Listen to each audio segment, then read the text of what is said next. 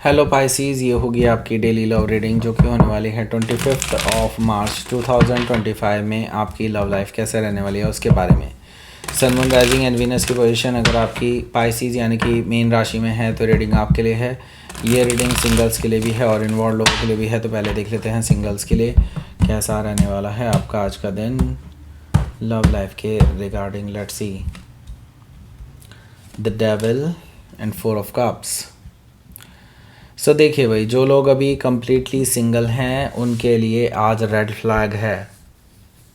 आपकी लाइफ में कोई ऐसा पर्सन आ सकता है या ऐसा प्रपोज़ल आपके पास आ सकता है जो आपकी ओर अट्रैक्टेड ज़रूर है, लेकिन उनके इरादे अच्छे नहीं हैं। उनका इरादा है जस्ट आपको यूज़ करना, एंड जब उनका मतलब निकल जाएगा देन आपको भूल जाना। ओके, सो ये पर्सन रिलेशनशिप के इरादे से नहीं आ रहे हैं, ये फिज़िकल रिलेशनशिप के इरादे से आ रहे हैं। ओके, सो वैसे मैं बताऊँ आपकी इंट्यूशन तो वैसे ही हाई रहती है भाई। देखो पाइसीज़ को पता चल जाता है। ओके, बेवकूफ़ बनाना इतना आसान नहीं है।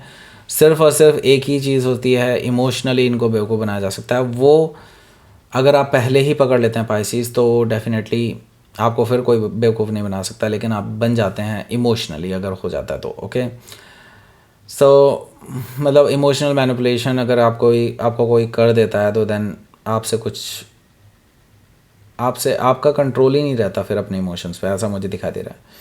सो इस चीज़ में ना फंसिएगा आप, इस ट्रैप में मत फंसिएगा, क्योंकि वैसे आप इस पर्सन को रिजेक्ट ही करने वाला है। मैं क्यों बता रहा हूँ आपको। ओके, सो जो लोग अपने क्रश के साथ डील कर रहे हैं, देखिए आपके क्रश जो हैं भाई, they are not good person. Okay, उनको मे भी हो सकता है कोई एडिक्शन हो, या फिर हो सकता है कि दे लाइक टू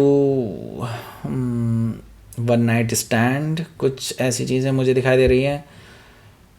एंड बहुत सारे लोगों के साथ है। ओके, सो मैं आपको बस बोलना नहीं चाहता और कुछ, क्योंकि ये पर्सन करेक्टर वाइज अच्छा नहीं दिखाई दे रहा है मुझे। ओके, तो क्रश ही होता है भाई। उसको रिलेशनशिप में लाने के लिए आपको उनका बैकग्राउंड भी चेक करना होता है। ऐसे ही नहीं होता कि कोई क्रश है तो बस उसको प्रपोज कर दिया, ऐसे नहीं होता भाई।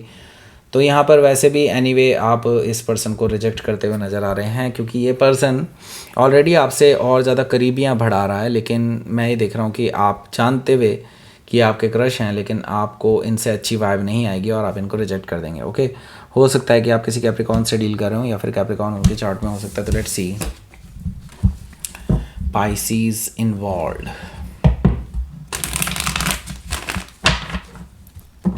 Pisces involved.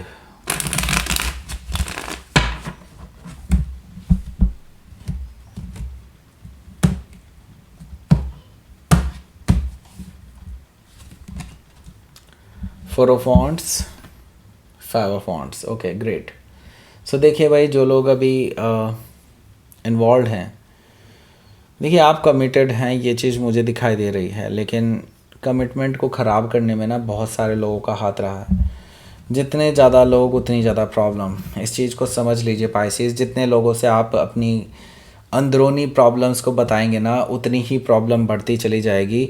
अगर आप दोनों को अपने कॉन्फ्लिक्ट को रिजॉल्व करना है ना, तो सिर्फ आप दोनों ही रिजॉल्व करें बैठ करके। किसी थर्ड पर्सन को इस बारे में कुछ नहीं पता चलना चाहिए। ये बेवकूफ़ी आप दोनों कर चुके हैं, दोनों कर चुके हैं। मैं ये नहीं कह रहा कि आप ही ने की है, वो भी कर चुके हैं।